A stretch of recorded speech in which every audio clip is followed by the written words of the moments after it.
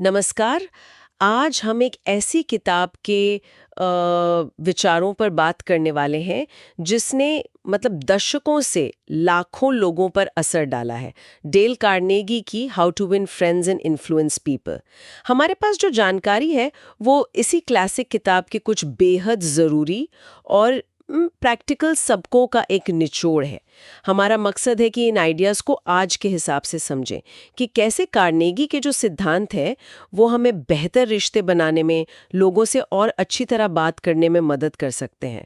और ये जानना भी बड़ा दिलचस्प है, जैसा कि नोट्स में भी इशारा है कि ये बातें कोई 90 साल पहले लिखी गई थी, लेकिन आज भी उतनी ही काम की हैं। शायद इसलिए कि ये इंसानी फितरत की गहरी समझ पर आधारित है। ये कोई जादू टोना नहीं है, बल्कि लोगों से जुड़ने के बड़े सीधे साधे सच्चे तरीके हैं। बिल्कुल। और इनकी जो अपील है ना वो इसीलिए कायम है क्योंकि ये सिद्धांत इंसान की जो बुनियादी साइकोलॉजी है उस पर टिके हैं। हमारी इच्छाएं, हमारे डर, हमारी जरूरतें वो तो नहीं बदलती ना समय के साथ, इसीलिए ये आज भी इतने कारगर हैं। हाँ, सही कहा। तो चलिए एक एक करके इन टाइमलेस सबको को समझते हैं। पहला और शायद सबसे बुनियादी सिद्धांत जो कार्नेगी बताते हैं वो है लोगों की आलोचना, निंदा या शिकायत करने से बचना। सुनने में ये कितना आसान लगता है ना, पर करने में शायद उतना ही मुश्किल।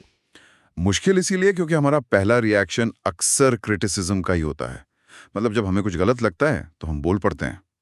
लेकिन कार्नेगी का जो तर्क है वो बहुत गहरा है। वो मानते थे कि आलोचना लगभग हमेशा बेअसर होती है। बेअसर क्यों? क्योंकि ये सीधे इंसान के सेल्फ एस्टीम पर, उनके अहम पर चोट करती है। और जब किसी के अहम पर चोट लगती है तो वो क्या करता है? वो अपनी गलती मानने के बजाय खुद को सही साबित करने में लग जाता है, डिफेंसिव हो जाता है। जैसा कि आपने कहा, सोर्स में भी ये बात है कि इंसान की एक बेसिक इच्छा है महत्वपूर्ण महसूस करना। आलोचना ठीक इसके उल्टा काम करती है। हाँ, ये बात तो है। लोग जैसे एक दीवार खड़ी कर लेते हैं आलोचना सुन के, फिर आप चाहे कितनी भी लॉजिकल बात करें वो उन तक पहुंचती ही नहीं है। तो अगर आलोचना काम नहीं करती तो फिर रास्ता क्या है? खासकर तब जब वाकई किसी के बर्ताव में सुधार की जरूरत महसूस हो रही हो। देखिए, कार्नेगी का सुझाव है कि आलोचना की जगह तारीफ और प्रोत्साहन का रास्ता अपनाएं। जाहिर है, ये झूठी तारीफ या चापलूसी नहीं होनी चाहिए। सच्ची प्रशंसा, लोगों के अच्छे काम को, उनके एफर्ट्स को पहचानना और ईमानदारी से उसकी तारीफ करना, इससे उन्हें अच्छा महसूस होता है और तब वो आपकी बात सुनने के लिए ज्यादा तैयार होते हैं। आलोचना रिश्ते बिगाड़ सकती है, लेकिन सच्ची तारीफ वो रिश्ते बनाती है और पॉजिटिव बदलाव लाने में मदद कर सकती है। ये समझना जरूरी है कि लोग तर्क से ज्यादा अपनी भावनाओं से चलते हैं। ये बहुत दिलचस्प पॉइंट है कि भावनाएं तर्क से ज्यादा हावी होती हैं, और शायद यहीं से हम दूसरे सिद्धांत की तरफ आते हैं, लोगों को खास महसूस कराना, महत्वपूर्ण महसूस कराना। सोर्स इस पे काफी जोर देता है। हाँ, क्योंकि ये हमारी सबसे गहरी इच्छाओं में से एक है। हम सब चाहते हैं कि हमें पहचाना जाए, हमारी तारीफ हो, हम महत्वपूर्ण हों। कार्नेगी ने इसे समझा और इसे पूरा करने के कुछ बहुत ही प्रैक्टिकल तरीके बताए। कोई बड़ी बड़ी बातें नहीं, छोटी छोटी चीजें हैं जो बड़ा फर्क डालती हैं। जैसे कि क्या उदाहरण दिए गए हैं?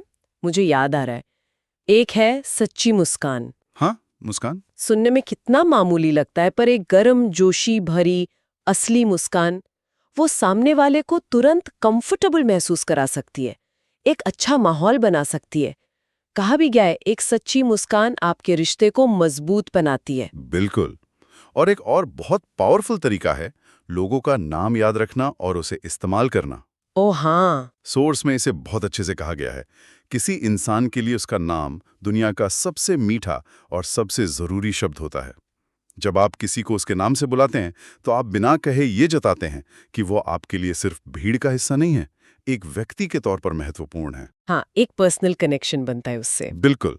और तीसरा तरीका जो मुझे लगता है आजकल की भागदौड़ में और भी जरूरी हो गया है, वो है ध्यान से सुनना। वाकई में सुनना, सिर्फ सुनने का दिखावा नहीं करना। एग्जैक्टली। जब आप किसी की बात पूरे ध्यान से सुनते हैं, बिना बीच में टोके, तो आप उन्हें क्या महसूस कराते हैं? शायद यही कि उनकी बात मायने रखती है, कि आप उनकी इज्जत करते हैं। बिल्कुल। आप उन्हें महसूस कराते हैं कि उनकी राय, उनके विचार, उनकी फीलिंग्स, वो सब जरूरी हैं। सोर्स कहता है कि ऐसा करने से उन्हें लगता है कि उनकी राय जरूरी है। इसे एक्टिव लिसनिंग कहते हैं। मतलब सिर्फ शब्द नहीं, बल्कि उनके पीछे की भावनाएं, उनका नजरिया, उसे भी समझने की कोशिश करना। तो ये तरीके, मुस्कान, नाम याद रखना, ध्यान से सुनना, ये सिर्फ चालाकी नहीं है, अगर ईमानदारी से करें तो ये दिखाते हैं कि आप सामने वाले में वाकई दिलचस्पी ले रहे हैं और इससे गहरे रिश्ते बनते हैं। और ये जो ध्यान से सुनने वाली बात है, ये मुझे लगता है सीधे तौर पे हमें कार्नेगी के अगले अहम विचार की तरफ ले जाती है। वो है दूसरों के नजरिए से सोचने की कोशिश करना, मतलब खुद को उनकी जगह रखकर देखना। हाँ, ये शायद सबसे महत्वपूर्ण सिद्धांतों में से एक है, खासकर तब जब आप किसी को मनाना चाहते हैं या कोई डिसएग्रीमेंट सुलझाना चाहते हैं। कार्नेगी का मूल मंत्र था, पहले सामने वाले व्यक्ति में एक तीव्र इच्छा जगाएं। तीव्र इच्छा जगाएं, इसका क्या मतलब हुआ? इसका मतलब है ये समझने की कोशिश करें कि वो सामने वाला इंसान क्या चाहता है, उसकी ज़रूरतें क्या हैं, उसे क्या चीज़ मोटिवेट करती है। अपनी बात सिर्फ अपने पॉइंट ऑफ व्यू से मत रखिए, उसे इस तरह से फ्रेम कीजिए कि वो सामने वाले के फायदे या उसकी इच्छा से जुड़ जाए। अच्छा, जैसे कोई उदाहरण दे सकते हैं? मान लीजिए मुझे अपने किसी कलीग को एक नए प्रोजेक्ट में मदद के लिए राजी करना है, तो सिर्फ ये कहने के बजाय कि मुझे तुम्हारी मदद चाहिए, कार्नेगी के हिसाब से क्या कहना बेहतर होगा? हाँ, तो इस सिद्धांत के हिसाब से आपको पहले सोचना होगा कि उस कलीग के लिए इसमें क्या है। क्या ये प्रोजेक्ट उसके करियर में कुछ वैल्यू ऐड करेगा? क्या उसे कुछ नया सीखने का मौका मिलेगा? क्या इससे उसकी कोई प्रॉब्लम सॉल्व होगी? तो आप अपनी बात ऐसे रख सकते हैं जिससे लगे कि ये उसके फायदे की बात है। जैसे आप कह सकते हैं, मैंने सोचा कि ये प्रोजेक्ट तुम्हारे लिए अपनी लीडरशिप स्किल्स दिखाने का एक बढ़िया मौका हो सकता है, बजाय इसके कि यार इस प्रोजेक्ट में मेरी मदद कर दे।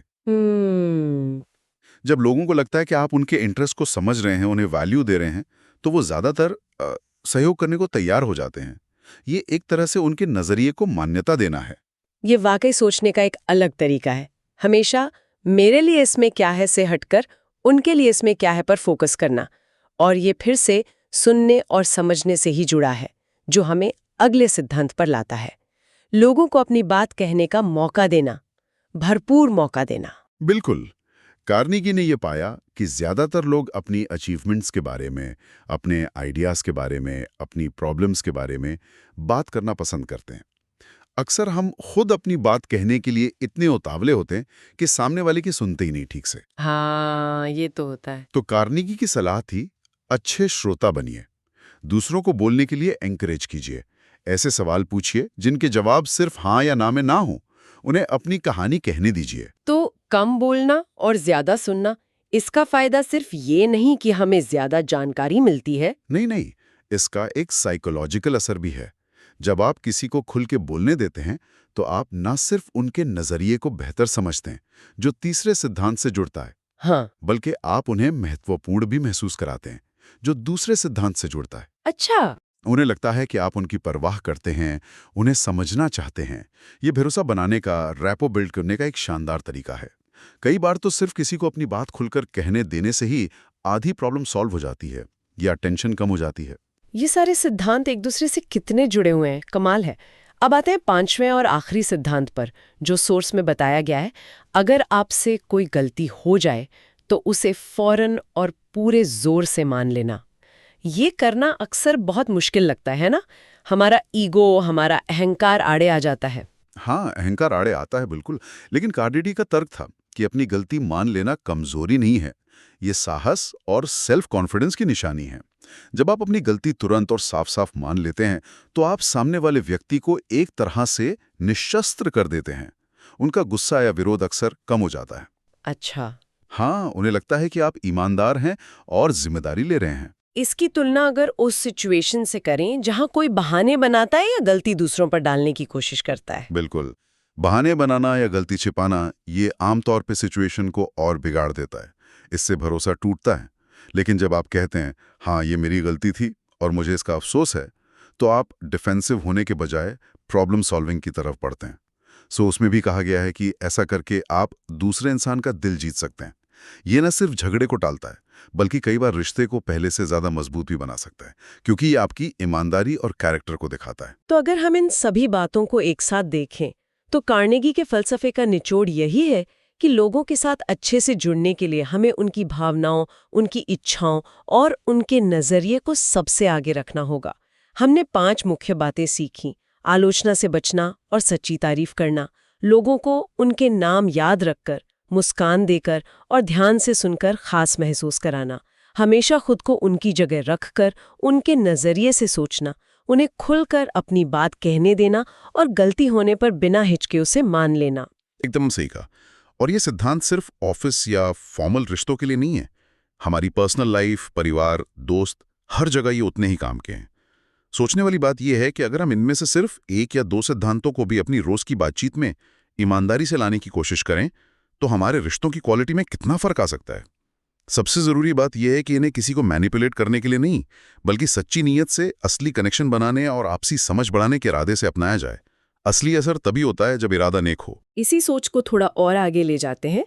ये बात सोर्स में सीधे तौर पर नहीं कही गई है, लेकिन इन सिद्धांतों की जो भावना है उससे एक सवाल मन में आता है। अगर हम अपना फोकस सिर्फ दूसरों को प्रभावित करने से हटाकर पहले उन्हें गहराई से समझने पर लगाएं, तो ये जो बदलाव है ये हमारे खुद के नजरिए को, हमारी अपनी सोच को और शायद हमारे अपने मानसिक सुकून को कैसे बदल सकता है। क्या दूसरों को समझने की कोशिश में हम खुद को भी बेहतर ढंग से नहीं जानने लगते? इस गहरे सवाल के साथ आज की इस चर्चा को यहीं रोकते हैं।